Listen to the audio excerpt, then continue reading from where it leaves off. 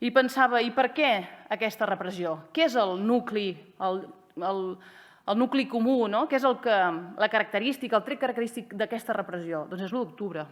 Tot allò que tingui a veure amb l'1 d'octubre volen suprimir. Sigui el govern legítim, sigui un pallasso que es va fer una fotografia al costat de la Policia Nacional, sigui una senyora que animava a tallar una carretera, tot el que és 1 d'octubre és el que volen suprimir. I nosaltres precisament és el que hem de defensar més que mai. I això també ho posem en valor a la proposta de resolució. També diguem que no respectem i rebutgem i no considerem legítima la sentència del Tribunal Suprem perquè és desproporcionada, és irracional.